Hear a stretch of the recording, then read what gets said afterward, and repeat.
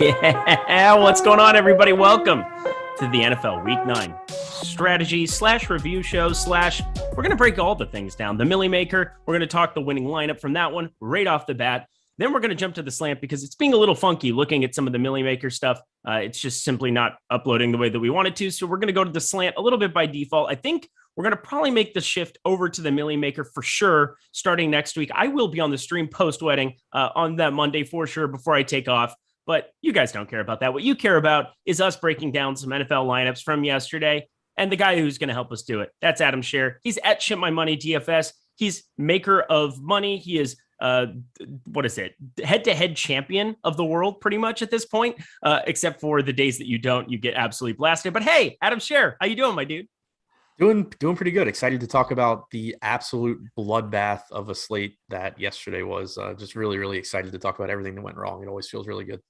Yeah, you're probably right about something. And that's when we spend as much time as we do looking at a slate and going over a slate. There's really no reason that I'm not playing cash every week. But this week for NFL, I just kind of decided that this is what I'm going to do because tournaments, I thought, were really, really difficult the more we looked into it. And I'm very fascinated looking at some of these exposures. But what were some of your first early takeaways in the aftermath of yesterday?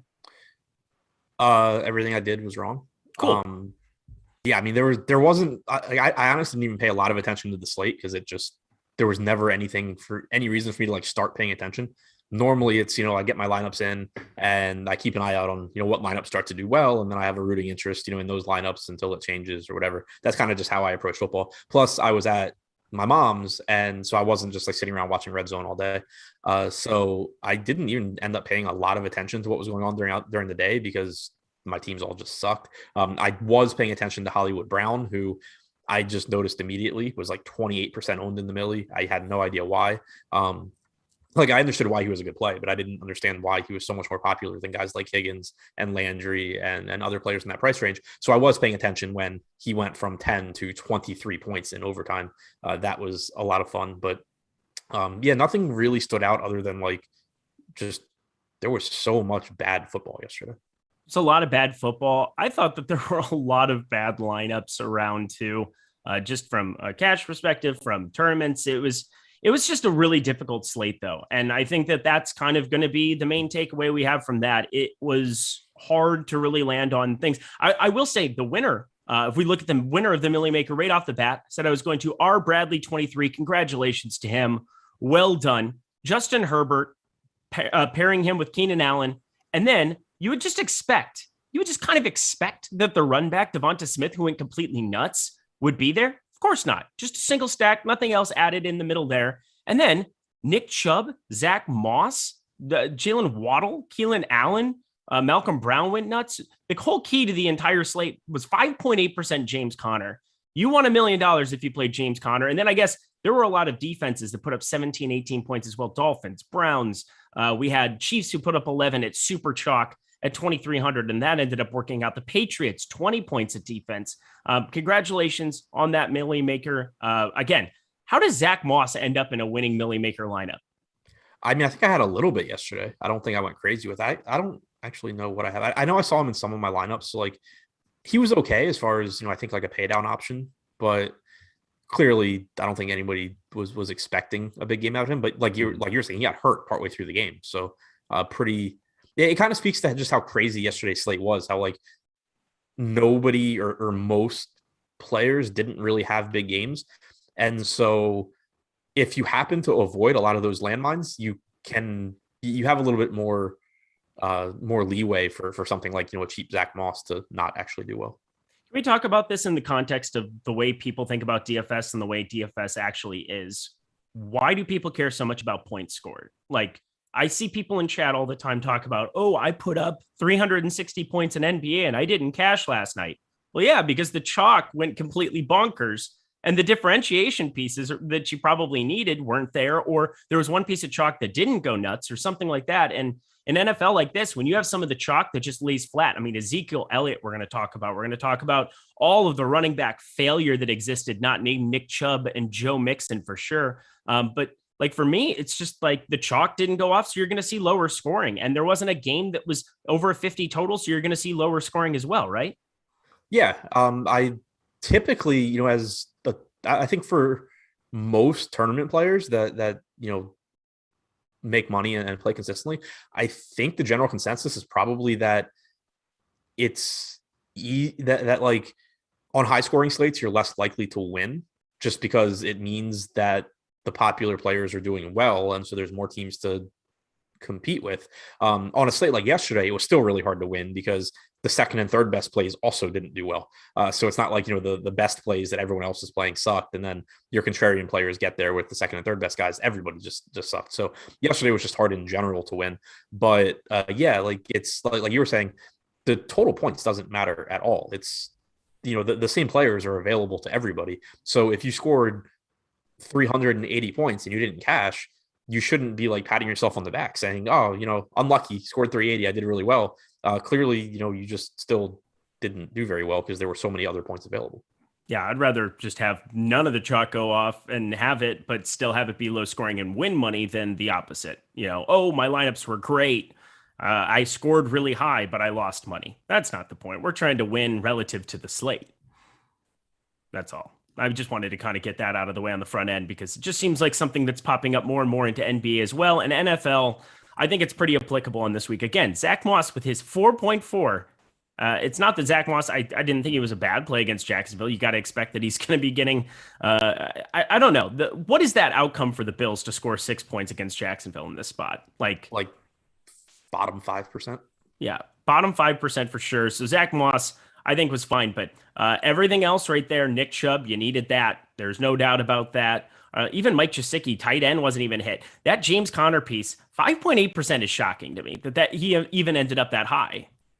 Yeah, I was really surprised he was that popular. I understand it in the sense that he's sharing time basically with Chase Edmonds and he was cheap. There weren't a ton of good cheap running back options, but yeah, I was surprised that he was nearly 6% owned. All right. Well, I mean, that's the Millie Maker, of course. We will be reviewing more and more of the Millie Maker here as we get going. But I think for the time being here, while everything's getting updated on Crunch Report, we're going to head over to the Slant. That's going to be kind of where we focus. That's where we've been focused for the first 9 weeks of the season. We'll make the shift over next week to the Millie. But as we get over there, hit that like button, hit the subscribe button, hit the notification bell. That way you can know when all the content here at Awesemo is going live. I'm excited to talk about this slate mainly because it's a lot of learning lessons that we can kind of take away from it. But looking at the top end, high fiver, he was a 150 guy, 61 cashes, ended up making just a little over 15K there. Obviously, he had the takedown. That'll get it done for you for sure. But I want to talk about the plays. We always start a little bit more so focused on which plays were popular and then kind of going from there. Ezekiel Elliott right off the top. I don't really know what to say about this play because I thought he was good the more and more. I don't know if it was like a group think idea that got there for me a little bit, but Ezekiel Elliott playing over 70% of the snaps for a team, with a 30 implied total. I will say my favorite defense for tournaments at bottom 1% was Denver. I just didn't think that just removing Von Miller was like apocalyptic for them. Of course, they went out and won the game flat out there too. And my favorite parlay of the entire day that I had a lot of was the money line Denver with the money line of the Vikings. I'm going to stop talking because I hate life. Talk to me about Ezekiel Elliott. Yeah, he was just cheap. It was a spot where, like you said, Dallas had a 30 team total. The game was at 50. They were favored. Everything just set up well for him. The price tag was reasonable. Still, I ended up a little bit under the field. Plenty of other good tournament players ended up over the field.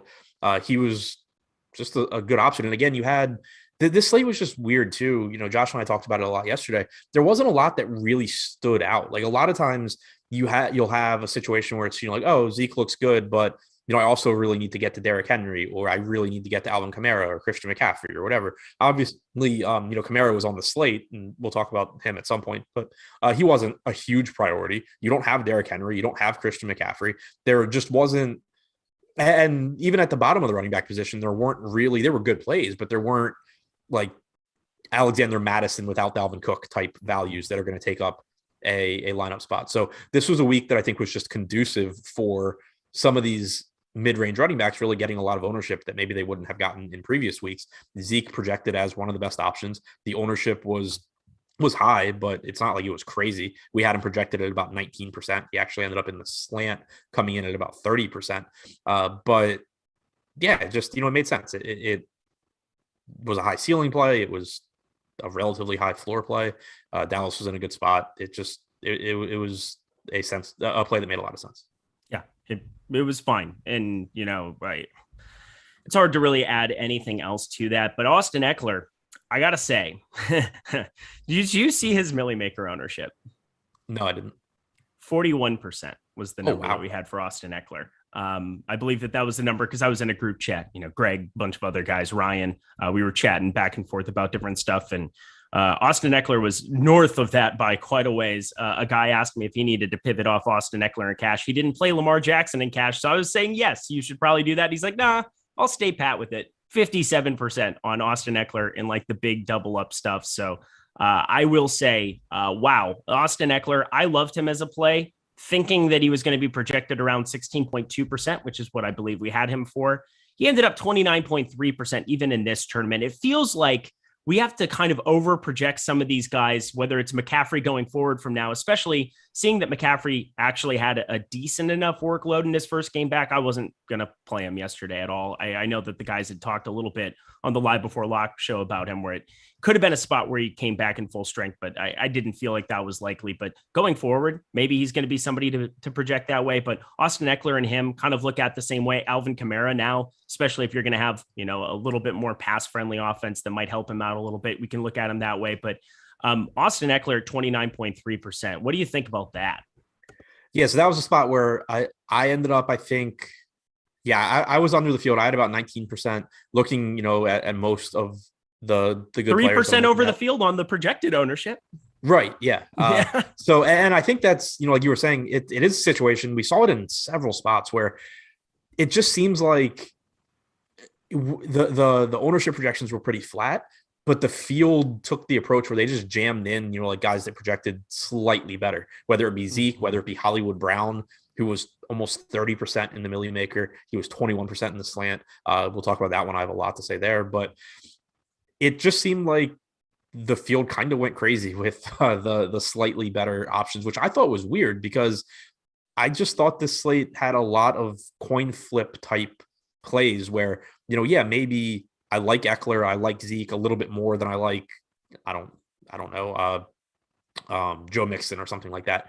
But the range of outcomes is just very similar across the board. And so I think what you'll see in situations like that is the better tournament players kind of flatten out their exposures to those guys and pull back a little bit on the more popular ones, push up the ones that are getting less ownership because they recognize that the range of outcomes is so similar. And you get, newer or less experienced or just less good players jam in the guys whose median projection is slightly better, even though all they're really doing is prioritizing the most popular player out of a group of very, very similar plays. So that's typically where I think you see the biggest gap show up between like profitable, good tournament players and players who aren't as good.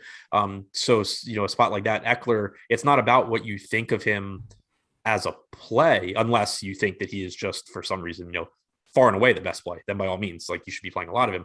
But assuming that you have some reasonable take on Eckler, it doesn't come down to like being really nitpicky and being, I really like the way he matches up on this linebacker or whatever. It's taking a step back typically and saying, okay, there's 5 other guys around him that can very easily beat him or have the same game as him and are getting lower ownership. So that's why you're going to see a lot of better players kind of pull back a little bit on players like Eckler that are this popular.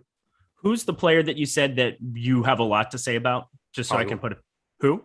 Hollywood. Okay. Yeah, no, I'm very excited for that one because I don't remember a time. And again, it's not like it was us or anybody else. I have never been that shocked by a player's rostership ownership in my entire life, for sure. And obviously he's a little bit lower down here, not by much, but we've got some other guys to talk about here first. And of course, Jordan Klein, you're in that group chat too. I'm sorry, baby. I get so scared sometimes, scared of being a nobody. That's Happy Gilmore for everybody involved. Here we go. We're going to continue on. I know Adam loves waking up every single morning and doing the show with me as I'm quoting every Adam Sandler movie known to man. But at least I've seen Adam Sandler movies. Oh, that's right. Hop over here. Happy will give you a kissy kiss, smoochy smooch. All right, let's. I want to kiss you all over. little bit of that. Here we go. All right. Tyreek Hill, the next guy on the board, 23.6%. And this was the conundrum I thought for cash on DK. And it was a puzzle, and I loved the puzzle. And that's why I was kind of like, oh, I'm going to definitely jump over and play cash. Wide receiver was garbage. It was completely impossible. Other than Hunter Renfrow, I didn't really know what else I wanted to be doing at the position. And then Jarvis Landry showed up once you get Odell Beckham released later in the week. And then it was hard to figure out how to prioritize him. And then Kadarius Toney could have been the only wide receiver alive for the Giants. And I was like, how do I kind of prioritize him in the slate? And then T. Higgins, who has such a large target share, he's continually underpriced. I wanted to play him. But Tyreek Hill was kind of the spend up, but he kind of made you get away from Ezekiel Elliott, Austin Eckler, some of the running backs you really wanted to be playing there. Tyreek Hill, looking at you again, another sharp play by you being under the field there. What was kind of the decision making there? I think it was a lot of what you were saying. The mid-range wide receivers I thought gave you a really high ceiling. Obviously, they didn't really come through, but being able to save a bunch of money and go to T. Higgins, being able to save a bunch of money going to Amari Cooper or Jarvis Landry, those were guys that that I had a lot of. Just made it so, Cole Beasley, Hunter Renfrow, Jalen Waddle. There were just, I thought, a lot of good mid-range receivers. Obviously, they don't give you the same raw point ceiling that Tyreek Hill does, but they allowed me to get some other solid pay-up options into my lineups that I thought gave me a really high ceiling as well. So I just naturally ended up a little bit under the field on Hill. Again, it wasn't anything disliking Hill or thinking Hill wasn't going to have a good game. It's just that, and I also had a lot of Stephon Diggs in that price point because I played a lot more Josh Allen than Patrick Mahomes. So it was just something where he didn't really fit and in my builds that easily. And to what you were saying about cash, he was in consideration for me in cash as well. He was in some of the lineups that I looked at, but it really just kind of came back to prioritizing floor a little bit. I was fully aware that if that Tyreek Hill was capable of going out and just like wrecking my day if he had a big game, but I just kind of kept looking at it and saying, I ended up basically, if I played Hill, I wouldn't have had Kamara, I don't think is what it was.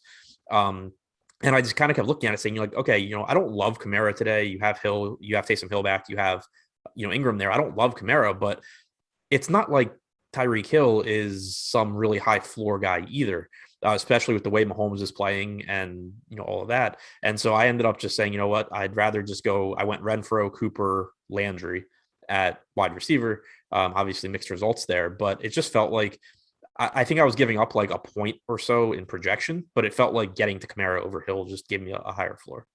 I'm an old soul, Benny Levine. I'm an old soul. That's the only answer. That's all I have to say for myself. But yeah, Tyreek Hill, I'm definitely in agreement with about everything that you had to say there. Also, the boom bust tool. I mean, we got to be looking at some of these chalk plays. Like, who else were you going to be spending up for at wide receiver? Devontae Adams with Jordan Love?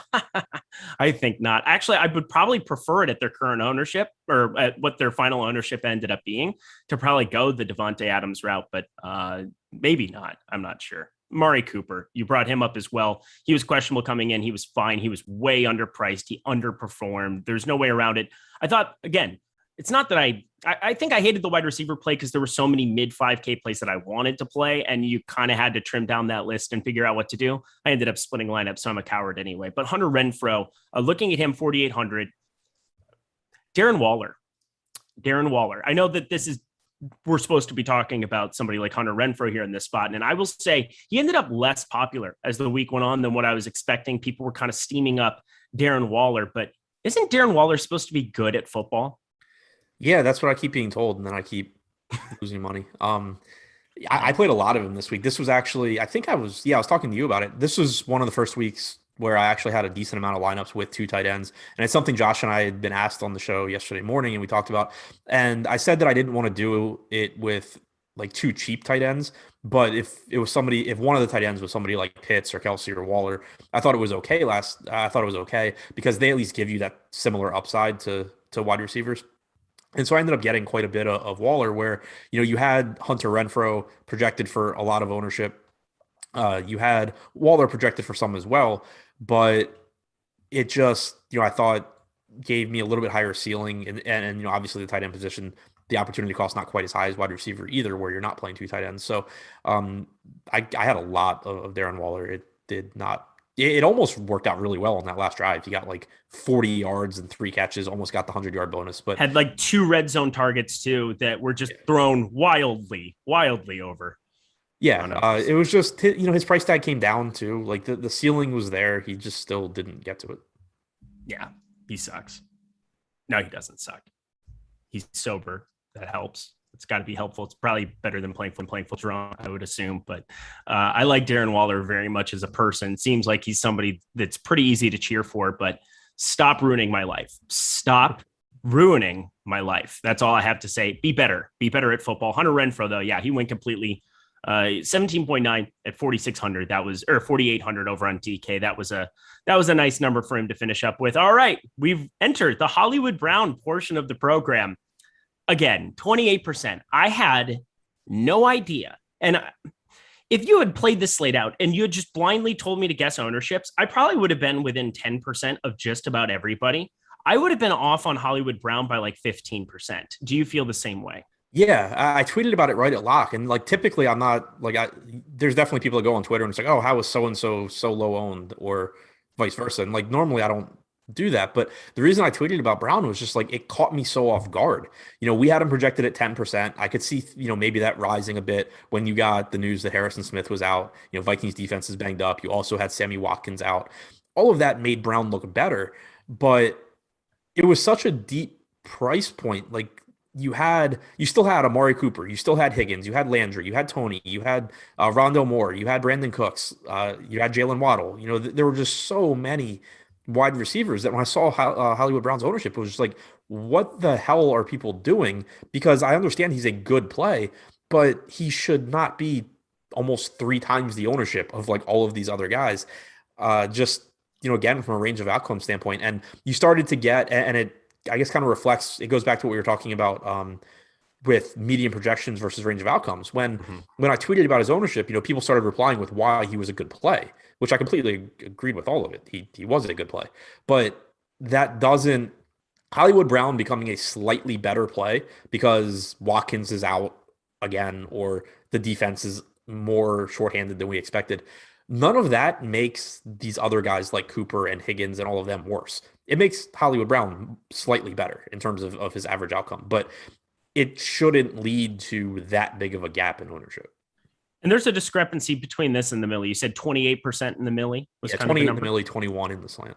Yeah, it's showing you a little bit how some of the sharper fields where there's a lot of 150. I mean, the 150 slant is not a lot of casual money. I know that there was a third place was a single bullet, but I believe it was 6 of the total.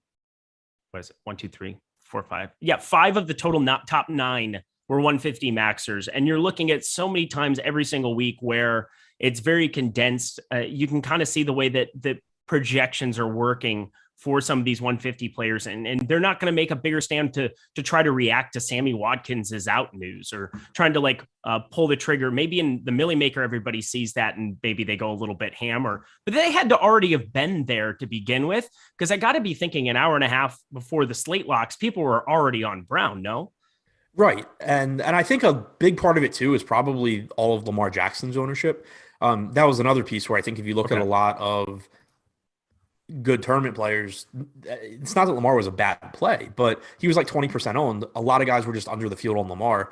Whereas I think, in the Millie, you're probably getting a lot more people saying, oh, Lamar's the best quarterback and we're supposed to stack. So now he gets Hollywood Brown in the lineup as well. So I think that had a lot to do with it too, is when you compare him to the other receivers that had similar range of outcomes, nobody was really playing Baker Mayfield. Nobody was playing Joe Burrow. Nobody was playing Jacoby Brissett. So it made it, I think it really pushed up Hollywood's ownership there as well. So I think that probably had more to do with it than the late news. I'm sure the late news probably helped a little bit. It was just weird. And I thought a good spot, like in hindsight, obviously we weren't even projecting the ownership to be that crazy on Hollywood, but like in hindsight, and that's one reason I'm not even like upset about how bad yesterday's slate went. But like in hindsight, if you tell me that the ownership on Brown comes in where it did, and Jackson comes in where it did, like I'm playing that slate exactly the same way I did, jamming in all of these other mid-range receivers, not playing much Hollywood, not playing much Lamar Jackson, even though he was obviously a good play. I played him in cash. And yeah, I'll take my chances that one of the other 21 teams gets there. Adam, Joel Embiid got ruled out. Oh, good. That saves one position that I have to worry about in NBA. I was going to say, who are the other 7 guys that we should roster to win 100K tonight? That is going to be the great question of the day. Unquestionably, though, the right answer to just about everything as far as who you should be playing any given week is the Awesemo Plus tools and content that we have behind the paywall for $29.95 for a weekly pass right now. And using the promo code NFL Lineup Review, NFL Lineup Review, that is all caps, one word, pulling up on the screen here from the great Jordan Klein, sitting behind the glass, by far the best producer we have at Awesemo, named Jordan Klein, without question. You get that 25% off of it. You can then check it out for NFL. We're obviously going through all of that here now. Then we also love going to all of the NBA content. The boom bust tool is as good as it gets, having player projections, ownership projections. We have the premium Discord channel where Loco's keeping you updated on news constantly. You're able to sweat all your lineups, able to talk game theory throughout the day, all hours of the day. We have people in there chatting about sports, chatting about their lineups, wanting to help each other. And that's really what this community is about, is being helpful and not trolling and not being a joke. And so that's kind of what we're looking at building here at Awesemo. We already have it, and we want you to be a part of it right now. $29.95 for the weekly pass. Again, 25% off, NFL Lineup Review. Stop guessing, start winning. Okay, let's jump back over to some of the more popular plays we have here, and then we'll talk some NHA in like 10, 15 minutes as we make the transition over to some of the exposures for a lot of the players, including High Fiver, Awesemo, DeColts, Ship My Money. Those will be the core guys.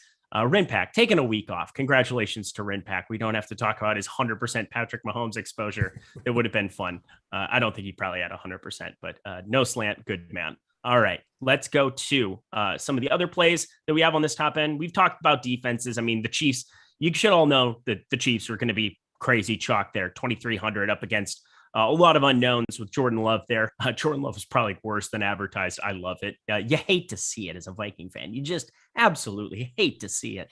T. Higgins, Lamar Jackson, Jarvis Landry. Let's talk Jarvis Landry and Nick Chubb, because Nick Chubb was the nuts. You needed Nick Chubb. If you just group it by fantasy points, there's James Conner and again, 0.5% in the slant, but 5% in the millie. I really don't know what to tell you about life. Lamar Jackson there, Justin Herbert, Nick Chubb there, though, 33.3, by far the highest skill position player that was remotely in play, I thought. What did you think about him and Jarvis Landry entering this spot with no Odell Beckham Jr. in the offense? I thought they both looked good. I thought it was a game that was relatively likely to have a lot of points as well. So I got to both sides of it a pretty good amount. I think I was around the field on Chubb. 18% in this. I had 21%. He's just, I'd actually mentioned him on the strategy show with Josh yesterday.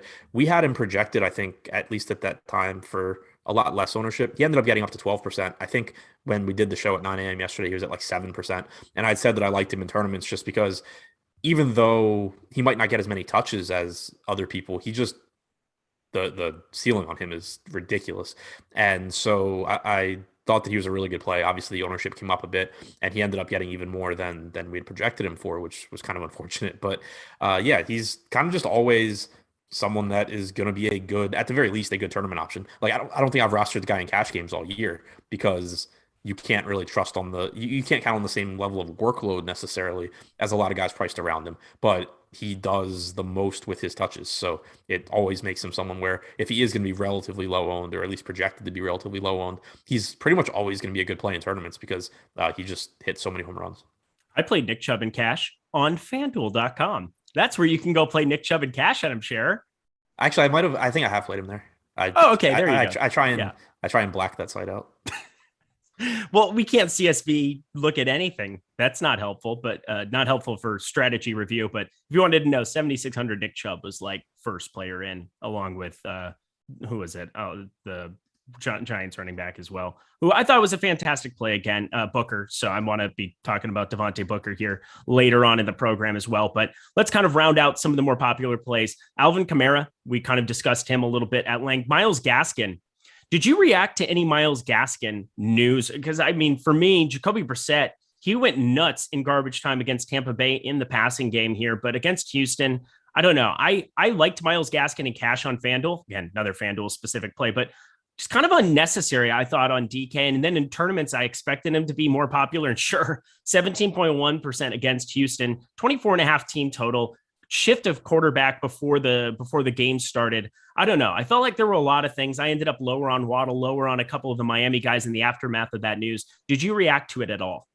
No, not really. I mean, I played I played Jacoby Brissett, but I was originally not going to play Tua and play more Waddle. And I ended up with like more stacks of the two because he was just cheap. Yeah, I was going to play.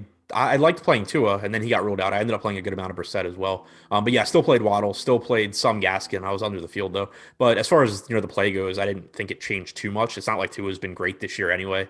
It's not like Brissett is actively bad. So I didn't think it changed a whole lot. You were still facing a bad Houston team. You still, there's still a good chance that Gaskin was going to get plenty of opportunities playing from ahead. He was still pretty cheap. So I didn't think it changed a ton. All right. And last guy to bring up here. So, I mean, Devontae Booker, we'll talk about with exposures because you obviously liked him too. I'll save that for that portion of the program. But Rondale Moore, 14.6% for him. I thought he was one of the better pieces of value. You would have to assume with Hopkins out, it became him and Kirk. And I liked getting to them. I wish I kind of had a little bit more of the Kirk side of it, obviously, but I still don't regret. He only had 7.5 fantasy points. I didn't see what that exact snap share was, but Rondale Moore, it looks like Awesemo, looks like the Colts, look like yourself were all above the field on that one. Talk to me a little bit about that play. He was just cheap, and he's someone that's really, really talented. He can do a lot. As far as like explosive plays go, big plays go, we were expecting DeAndre Hopkins not to play. I think that news officially came out partway through the 1:00 slate, but he was projected out anyway.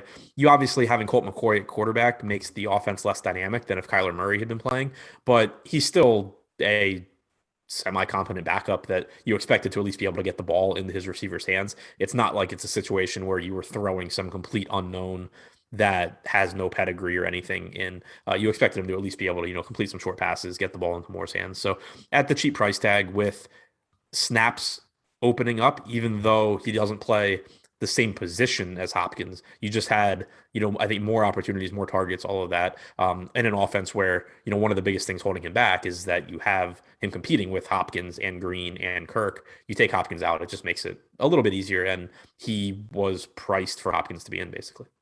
All right. Well, those are some of the more popular plays that we had on the slate. I don't want to talk about Kadarius Toney, hashtag regrets. I just don't want to talk about him at all. I suppose we probably have to at some point because DeColes loved him. I liked him more than the average bear for sure. But let's talk NHA for a second as we transition over to some of the exposures. And if you haven't had a chance to play on our sponsor site, NHA, now is a great opportunity to do it. As in tonight, they have the 5K, 2K to first contest that they run pretty much every single primetime game, Monday nights, Thursday nights, Sunday nights. Check it out. Right now, it's 100% peer-to-peer. That's how you play over there. You play props. Over 500 props available at any given time over on NHA. And we have the tools at Awesemo to help you kind of facilitate being successful over on that site. We have Odd Shopper, which you can basically compare and shop odds. You have the opportunity to check out the NFL player props tool, the NBA player props tool, because of course they have NBA playing over there as well.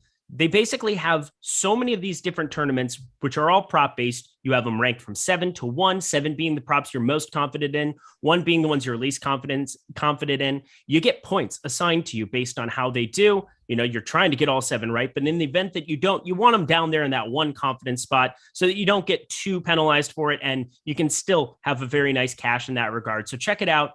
Pretty darn good prize pools to be had over there. Pretty good first top prizes as well. And sometimes there's overlay. There's definitely been some overlay on these. So check it out. Help our friends out over at No House Advantage. Beat your friends, not the house. And again, the optimal lineup tool is free. Right now, it's free for NHA. So check that out as well. Go to the App Store, download there, or go to nohouseadvantage.com to play today. And thank you so much to them again for their sponsorship. We really do enjoy working with them. Really good guys behind the scenes that are helping that product along. So thank you again to them. Let's go to the exposure portion of the program. High fiver. He ended up finishing first. He had 61 cashes out of his 150.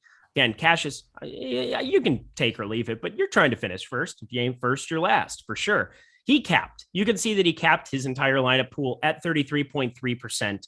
that was kind of his decision making. And it looked like he jammed a lot of the nice chalk pieces that he thought would be really good. And, obviously the combination you needed in tournaments was either Lamar Jackson, Marquise Brown, or you needed Justin Herbert, Keenan Allen. There was no way around it. If you were going to win a tournament, you had one of those pairings. And this one, Lamar Jackson, Marquise Brown, ended up kind of being the top end for him. But Ezekiel Elliott, Alvin Kamara, Hunter Renfrow, T. Higgins, Jalen Waddle, all of them 33.3% on the top end. What do you think about capping your lineups? I guess this is kind of more of a strategy thing, just kind of looking at it as a whole. Could you take it or leave it in spots? Yeah. I don't love the strategy. If it was like if the strategy every slate is we're going to cap at 33%, I really don't like it. Anecdotally, my highest owned guy today or yesterday was 32.7%. Yeah, so, look at you coward. You freaking hypocrite. I thought that slate kind of shook out where there just weren't a lot of spots where I wanted to take huge stands. I didn't think that there were very many good, like really low owned plays where the field was missing. I didn't think there was a lot of like slam dunk plays that stood out above everyone else around them. So I kind of just thought it was one where I wanted to play a little bit more of some guys, a little bit less than the field of other guys. But like, I wasn't so much taking huge stands on individual players as I was making like my lineups still. If you go through my lineups, I still had, a good amount of, low owned guy here and there mixed in. So if that's the type of approach, I think that on this particular slate, I obviously think that getting, around 33% is your highest owned guy made a lot of sense. So, without knowing who this is or knowing what his strategy is, like, I'm not going to comment on, that approach overall. But like, I will say, I think if you're just someone playing 150 lineups and your strategy is no matter what, I'm not rostering more than 33% of anyone like on any slate, then that's going to be a terrible strategy. I usually do it. I'll cap at like 35% for defense and quarterback. I would never really want to get to more of those positions, but then wide receiver, running back, tight end, I kind of let it roll. However, it kind of comes out in the projections or comes out in the wash. I think that makes more sense. I want to be able to take some stands here and there in spots. And sure, I can't think of many examples where I would ever have more than 35% of a quarterback or of a defense, barring something like ridiculous, like a 2K Chiefs yesterday or something. I mean, they're pretty close, but there's situations like that where you can kind of find some ways around that. Even then, I can't imagine that I would ever get to that kind of a number. So just be aware of that. I just thought that it was kind of the first thing that I noticed going through it this morning was, well, obviously he hard capped his entire lineup share, but sure. Austin Eckler, Nick Chubb, having Nick Chubb 30.7%, that was key. Pretty obvious that was the case there. It was strange. Tyler Conklin, 9.5. The tight end position didn't really do anything of note yesterday. I mean, is tight end the most garbage position in any DFS sport known to man? Yeah, it's brutal. Except unless it's a primetime game, then it's the best position. The absolute nuts. Pruitt, F you dumbass. I hate you. I mean, what a joke. Yesterday was so dumb. That showdown slate was embarrassing. However, 39.5 total, 7-point spread tonight. Get ready. This optimal could be weird. I'm at least hoping so. I don't even know who plays tonight. I haven't looked. Oh, cool. Way to go. You're a professional. Bears Steelers. It's pretty horrendous. Basketball and hockey lock first. I'll worry about. Oh, that's true. That's true. Pittsburgh, 5th in PFF graded defense. I've already put in all my work for that. No, you don't need to check my work. You know that I'm here putting in that work for y'all. Put in that work, Devin. Don't give up. I love that commercial. All right, let's keep on going. Looking at the rest of his lineups, though, I mean, yeah, you needed to have that Lamar Jackson Brown combination or Herbert Allen. We kind of already touched on that. Alberto, 6.5 fantasy points, 2,600. Seems like he showed up in a lot of winning lineups yesterday. Talk to me. So I alluded to the tight end position being garbage. Tyler Conklin being up there as well. 2,600. He was the cash du jour, especially on DraftKings. There was no way around him, I thought. But talk to me about that play and about the entire tight end position that we just got done poo-pooing in general. Yeah, it was just a rough position. And, I think anybody that's watched these shows for the season realizes that like my typical strategy with tight ends is to pay down normally, but to also be getting away from the most popular pay down option and getting more of the other guys. Yesterday, though, it was tough because Alberto was so much like he was, $1,000 less expensive than pretty much anyone else that was viable. So it just, and there wasn't great value at other positions. So, you had a lot of like 5K value, but there weren't, 4K or 3K receivers I really loved. There weren't a lot of 5K running backs that I could mix and match. So just using him, I thought really opened up a lot of stuff. And I think you see that across a lot of the good 150 max players too, where people that I think are, typically very well aware that the range of outcomes for cheap tight ends is very similar across a lot of guys. They were going pretty heavy on Albert O here just because of what he brought, what he added to your lineup as far as what you could get in. So I thought he made a lot of sense. And it was a spot where, I kind of, when I looked at my exposures after lock, it was just like, damn, I really played, 20% of this $2,600 guy that's probably going to suck. But it just made your lineups look a lot better. So I do feel better now that I look at some other names and they also played a lot of him. So we have somebody, and again, this isn't rent free in my head. This isn't anything. This is just something that I want to say. And this is to you specifically, the person that keeps spamming, putting the dislike button down. You're pathetic. You're a pathetic person and you need to get a life, because I tell you what, we're just trying to be helpful. We're trying to give you great advice for free in front of a paywall, giving you an opportunity to learn. And we've got 136 people in here. They're fantastic. Oh my God, look at this.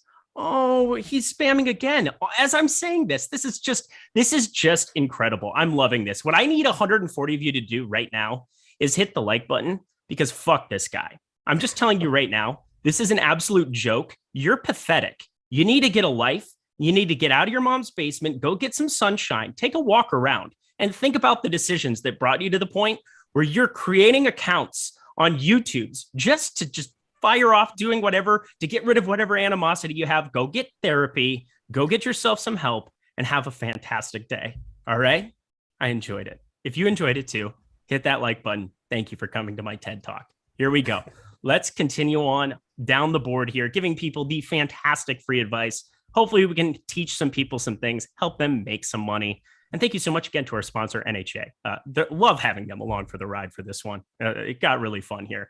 I'm looking at Justin Jefferson. He was my favorite wide receiver play on the entire board. High five was 16%. He was not your favorite wide receiver play on the board. 1.3%, Awesemo 2%, the Colts 7.3%, I guess, at the field. I just felt like they would kind of alter it. And they went to him in the first quarter, and then it just kind of disappeared. It became a non-factor. And I hate the Minnesota Vikings, so that's something to say. Oh, good. Joel Embiid entered health and safety protocols. Oh, my God. Do we even play NBA DFS the next 2 weeks? This is just going to be all-time ridiculous. But here we go. Drummond has to be like 10K by the end of the next 2 weeks. I know. I was just thinking, also, this is the best version of Drummond I've ever seen. Like, watching him, Andre Drummond might have like improved underneath. Now that Joel Embiid, the one guy who lives rent-free in Drummond's head, is on his team, I think that helps for sure. Like it's a different dude. But anyway, I'm continuing down the rest of this board, and Brandon Cooks, super popular, 14.2%. That was a guy that you were finally over on. So this is exciting. He's kind of flat there. No way around it. There were so many different good wide receiver plays. You can kind of spread it out there. And I want to talk about some of your favorite ones, because you actually made some stands. This guy, again, capped his lineups, played a lot of the best chalk. No problem with that on this slate for sure. And looking at his winning lineup, let's kind of round out his section by looking at those lineups. His winning lineup was Lamar Jackson, Dalvin Cook, 18.2, Nick Chubb, 33. You needed him. Hunter Renfrow, Marquise Brown, T. Higgins, Tyler Conklin, 10%, Keenan Allen, Browns. The Browns were his lowest owned play in that lineup, 5%. Keenan Allen is second lowest at basically 10%. I mean, that's a pretty chalky lineup to finish up top. Yeah. Like, it's a good lineup. I mean, there's, he's got the Jackson plus Hollywood Brown piece. You needed that thanks to overtime. Jackson was getting there anyway, but Hollywood wasn't. So that obviously helped. You used the Conklin run back, which Conklin and Cook. So you had two pieces from Minnesota. I think that all makes sense.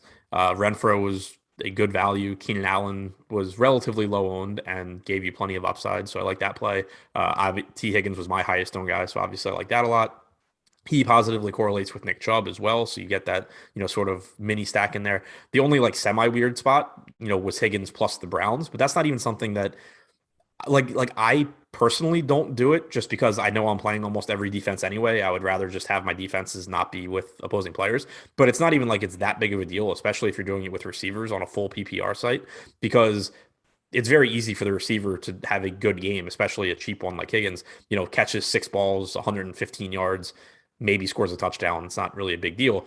And then you still get the interception, which is the pick six, which is what really is the make or break for any defense. We talk about that a lot. So, even though I don't do it, that's not a spot where I'm looking at it going like, oh, that was a bad play or anything. It's my preference not to, but I think that it's not a big deal having something like that. So just overall, I thought, a good lineup. Like you said, nobody, there was no crazy, really low owned guy, but I also didn't really think this was the slate for that. Like I said, when I talked about my exposures, I just didn't think there weren't a lot of really standout, like way better than the other players around them type plays, but there also weren't really a lot of, oh, this guy's going to be 2% and the field's totally wrong. Like I thought for the most part, the guys that were 2% were just like really shitty plays.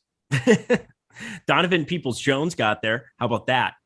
Huh? No Odell goes deep, bomb, Baker Mayfield. I was happy that Baker Mayfield could go and throw that out. I think anybody who's watched these shows know I'm not exactly not exactly an Odell Beckham Jr. truther, I would say would be the right way of putting that. That's also to say he's garbage. So best of luck to him in his next endeavors. He's going to end up in the Bucks and then putting up crazy numbers alongside all four of those dudes. And Brady's going to throw 500 yards a game and make me feel stupid. But, such is life. Hunter Renfrow looks like Awesemo. We're going to group by Awesemo's exposures. Hunter Renfrow, his highest exponent, 46%. I thought that was pretty sharp. Obviously, you had to feel really good after that first quarter touchdown. And then kind of didn't add as much as you were maybe hoping on the back end of that. That was a quick way for him to get there, though, for sure. Rondale Moore there, 36.7%. I was glad that he was on that play as well. I thought that was a fantastic piece of value, new situation. I was willing to embrace a little of that risk, especially because I didn't think the ownership would get there. It was a little bit lower than this 14.6% in the Millie. Ezekiel Elliott, 31.3%. Oh, the Colts, I just noticed that. That's not fun. Chiefs, 28%. Alvin Kamara, Darren Waller as well, Devontae Booker. I mean, the Booker play. So I want to talk about him. I thought he was the best running back play, especially over on a site like Yahoo, where he was $15. It made a lot of sense to get to a lot of him. I'm assuming you played Yahoo yesterday too, right? Yeah. Okay. Yeah. Devontae Booker. I have no idea who I played. Oh, okay. Well, that's fun. That's useful. Devontae Booker, though, looks like 22.7% for him as well. You were basically doubled the projected ownership. He ended up a little bit higher owned than that. I thought he was a sharp play. Talk to me about him alongside some of these Vegas wide receivers and Waller, of course. Yeah, I thought Booker was getting into lineups for several reasons. For one, he just projected well at 5,900. He's getting a lot of opportunities for the Giants. It was a game with a reasonable, 47-point total. But then also he, correlated well. Like you could use him with Renfrow, you could use him with Waller, you could use him, in your Raider stacks as a run back piece. So I thought that, from a correlation standpoint, he made some sense. From a projection standpoint, he made some sense. I considered playing him in cash on DraftKings. He was in some of the lineups I considered playing. So I just thought he was a solid piece where he gave you a decent ceiling. His median projection was good. He had a decent floor, and he wasn't projected for a ton of ownership, only 11%. Projected ownership only came in at about 15%. So yeah, I just thought that he was a piece that fit well for, a couple of different reasons. My guy that I was thinking about playing in cash, and you probably saw, because again, I was bouncing ideas back and forth for things. Carlos Hyde was 4,900. And if I wanted to try to get to Tyreek Hill, I thought that he was a legitimate path, but I thought he was maybe a little bit too low owned, especially in like a cash format. I didn't want to risk having my day be made or bought by like a 2v2 or a 3v3 to try to jam in Tyreek Hill. I ended up not playing him in cash. It was a freaky feeling, but ended up obviously working out in that regard. But I thought if I was going to play Hill that I needed to sacrifice a running back to get Carlos Hyde. Instead, I just played way over the field on Carlos Hyde in tournaments. Looks like 16% for you, 22% for Awesemo as well. Looking around these Buffalo players that obviously failed, and that was obviously not a plus. I was kind of hoping Carlos Hyde would get some passing game work. They didn't really need to. It was a close game. It was one of the ugliest football games you'll ever see in your entire life. But talk to me specifically about Carlos Hyde on this slate. He wasn't, there was nothing. This is one of those plays where there was nothing about it where you look at it and you're just like, I think Carlos Hyde's going to have a good game today against the Bills. But he was 4,900 and not getting ownership on a slate where, again, I just didn't think there were that many really low owned pieces that looked good. You at least had someone that had a path to success. Like he was the kind of guy where there was a pretty decent chance that by 4 o'clock, all of DFS Twitter is just bitching about how Carlos Hyde scored 2 1-yard touchdowns and, like whatever. Would have like, been so fun for us. Oh my God. Right. The opportunities were going to be there where if you were popular, if you were, projected for 20% ownership, you run the other direction so quickly because it was really, really easy to see how he could have a game like he did where he doesn't really do anything. But the upside to getting a cheap running back at low ownership and like when they do well, it just pays off so well because it gives you a contrarian piece that also ends up being a really, really good value, lets you get a bunch of high upside guys in your lineup elsewhere. So I thought that it was just, it was worth the risk as far as what else it got, into my lineups, what else, I was able to do. And then it also, part of the other reason that I had a lot of him was that I did have a pretty good amount of Allen, Diggs, Beasley. So there wasn't a whole lot in terms of passing game I wanted to run back from Jacksonville. So he just ended up in some of those Bill stacks. Yeah, I thought he was a really sharp play. 22% there for Awesemo. I mean, and 16% for you, 10% for the Colts, all 2x the field or greater. I thought it was a really good play just because of the late news, getting James Robinson out of there. I assumed he was going to be out the whole week, but you just kind of never knew. And when you don't have the exact number coming in there, it is what it is. Chase Edmonds. Oh, that's so sad. I thought he was the running back you wanted, not freaking James Conner ends up getting hurt. And then James Conner takes over the world. Yeah. Never feels great because he was one of my highest owned guys too. I had 22% at 10% ownership. Never feels great when, the guy, like, obviously never feels great when your guy gets hurt, like the first possession of the game anyway. Yeah. But then when the backup scores 40 points and wins a Millie Maker. So, not only that, here's the thing. Let's talk late slate for 1 second. So there were 3 games in the late slate. In that main tournament, he was like under 25%. I had 50% of him on the main slate. I had not the main slate, the afternoon slate. I had 4% Connor. So yep. Yeah, that again, like I said, I didn't pay a whole lot of attention to football yesterday. The main slate was its own thing, and then the afternoon slate, I'm like, all right, we'll try and get some money back here. And before I even get up from my computer, it's like Chase Edmonds is hurt. I was like, okay, well, don't need to pay attention to these games either.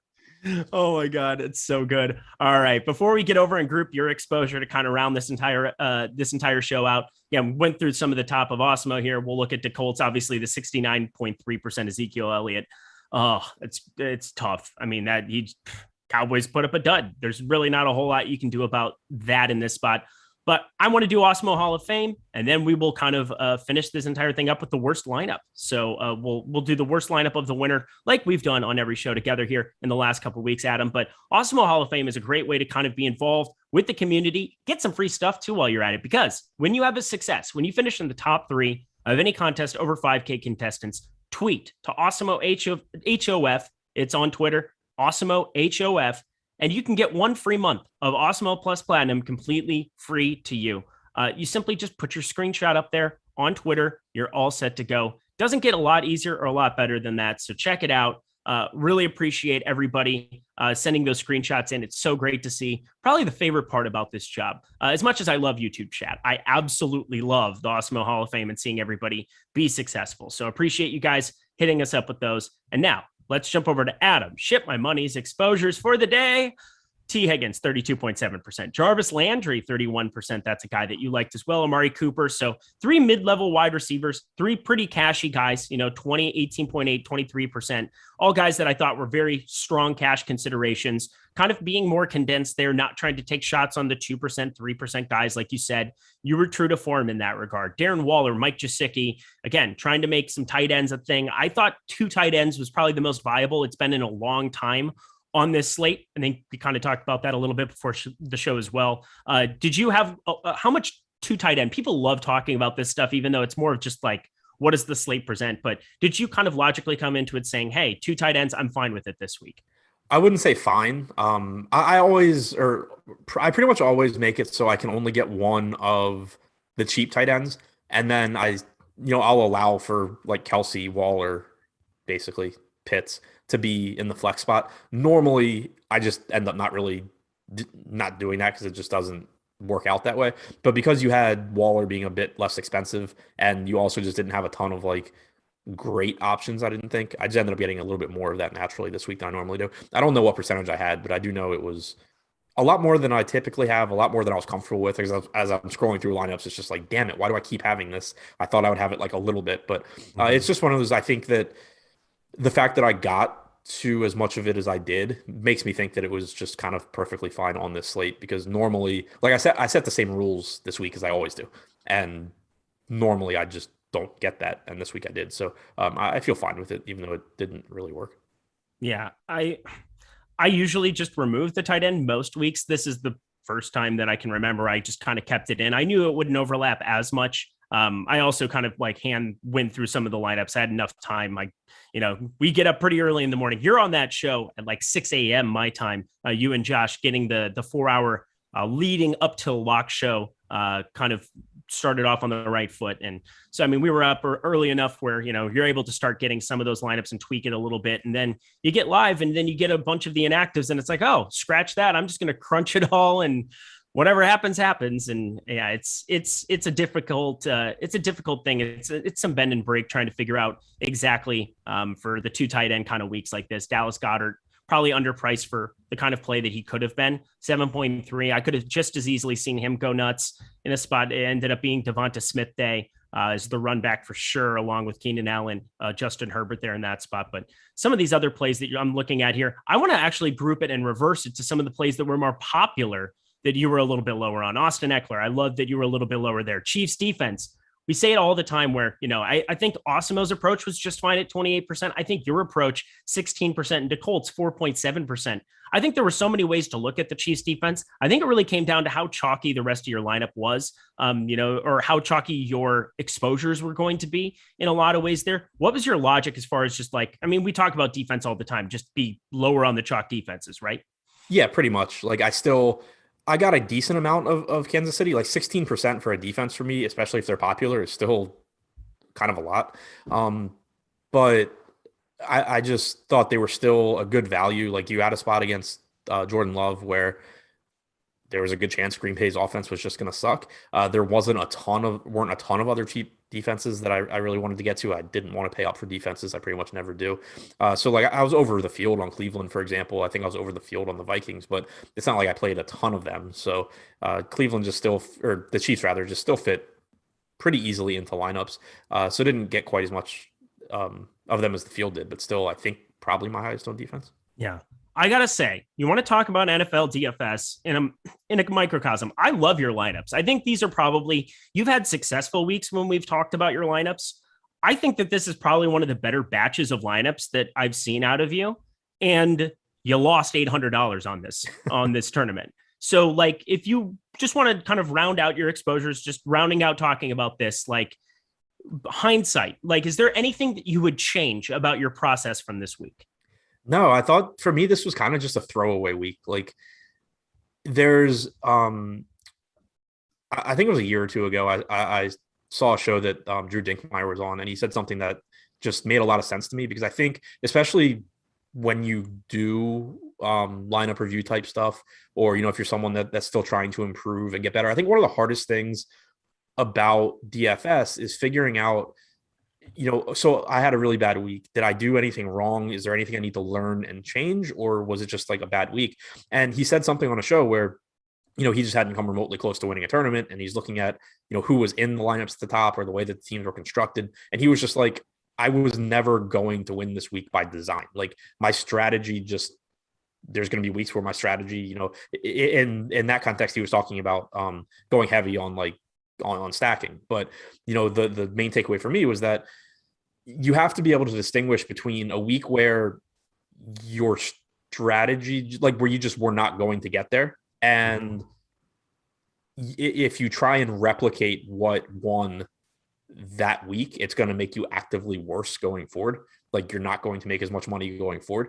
I think to me, this was one of those weeks. It was just a throwaway week where a lot of stuff happened that I was never going to be on. I was never going to get to. I know that over the course of a season, the lineups that I built, going back looking through them, there's not a whole lot that I look at, and I'm just like, oh, what was I doing? I'm perfectly happy that I had a good amount of low on Jalen Hurts with Devonta Smith and Dallas Goedert stacks. I'm perfectly happy that I had a lot of cheap Jacoby Brissett with what I thought was good chalk in Waddle, Cooks, Jasicki, that I thought was a high upside spot that I'm happy I got to. I'm certainly not upset that I played a lot of the Bills against the Jaguars. None of it worked out, but like you said, I appreciate the compliment on my lineups. But going through my lineups, like I'm not looking at anything and going like, damn, why did I have so much of that? Why do my lineups look like this? My lineups sucked, but there's not a whole lot. When I look at my lineups and when I look at what succeeded, there's not really anything where I'm just like, oh wow, I made a mistake not being here or not doing this. It kind of just was a shit week, and that's about all that I'm taking away from it. Yep. It's process over results, even though we want to get the results. But again, there's nothing that I could possibly say about your lineups. Maybe a little bit more Lamar Jackson. That's about all that I really have for notes from the teacher. Again, I'm not teaching. Yeah, but like even that, and I agree. Like, I thought Lamar Jackson was a great play. The issue for me there was I wasn't going to run any naked Lamar Jackson, right? And because I don't like. I think you obviously can. I think it's fine, but when you start looking at who I'm going to pair him with, Bateman was getting plenty of ownership. We already talked about Hollywood Brown. Granted, Hollywood Brown was not projected for the ownership that he got, but even still, he was projected for like 10% ownership at 16% more expensive than guys like Higgins. Andrews was getting ownership, about the same, I think, similar projection to somebody like Waller at a similar price tag, $700 less expensive. So, like the reason I know the reason I got to less Lamar Jackson was because I didn't like the ownership relative to, everything else I could do, going to the entire, Jackson plus Hollywood or Jackson, Hollywood, Bateman or whatever. So like even there, I agree. I could have played Lamar, played more Lamar, but I didn't want 20% of that stack at ownership, basically. That's understandable. Yeah. It's more of maybe just like individual play, looking at the boom bust tool, number of different factors. Again, everything about your lineups made a lot of sense. I don't think that there's a single thing that I could say, man, that doesn't follow, that doesn't track, regardless of results, regardless of anything else. So well done by you. Also, sorry you lost money. So there you go. Yeah. Daniel Jones to round it out here, looking at the very, very bottom here. Oh my God. I'm just loving the NBA news coming in. Nerlens Noel and Mitchell Robinson questionable. Buckle up, folks. We're looking at High Fiver, his worst lineup of the day, because, nothing better than poking holes in the guy that just got done winning over 15K in a tournament.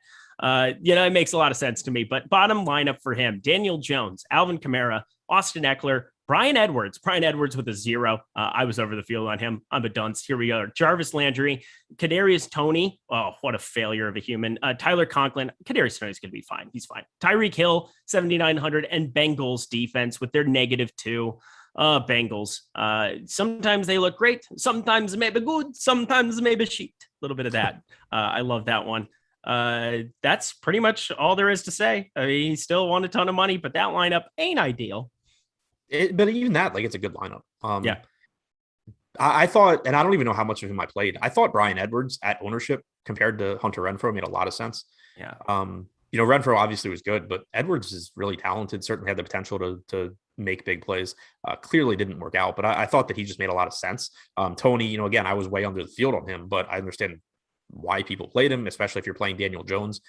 Toney was a pretty logical play. Eckler, Kamara, pretty self-explanatory. Landry looks good. Conklin, again, perfectly fine option. Tyreek Hill, pretty self-explanatory.